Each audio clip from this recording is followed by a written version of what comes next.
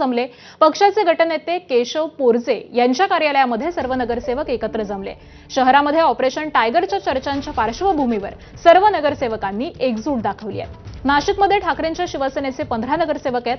त्यापैकी मंगला आढाव यांच्या सासूचं निधन झाल्यामुळे, मुरलीधर भामरे यांच्या चुलत्याचं निधन झाल्यामुळे ते उपस्थित राहिले नाहीत। मात्र मुरलीधर भामरे यांचे पुत्र तेजस भामरे हजर होते। विधान परिषद निवडणुकीच्या वेळी मंत्री उदय सामंत आणि दादा भुसे यांच्या संपर्कात पक्षाचे अनेक नेते नगरसेवक होते।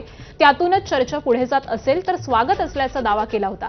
आगामी जिल्हा परिषद निवडणुकीच्या पार्श्वभूमीवरती मोठे पक्षप्रवेश होत असल्याचा दावा शिवसेनेने केला होता आणि याच पार्श्वभूमीवरती ठाकरेंच्या शिवसेनेचे नगरसेवक एकत्र जमून त्यांनी एकजूट दाखवली आहे। एजंट पाठवून 5 कोटी निधीचं आमिष दिलं जातं असा आरोप केशव पोरजे यांनी केलाय। बघूयात। पुढे भविष्यात उपमहापौर व्हायचे, कोणाला कुठली संधी हवी असेल तर त्यांच्यामध्ये एक सौदा झालाय की तुम्ही ठाकरे गटाचे 10 नगरसेवक पुढून आणा, मी तुम्हाला उपमहापौर करतो असं त्यांना वरतून सांगितलं जातं।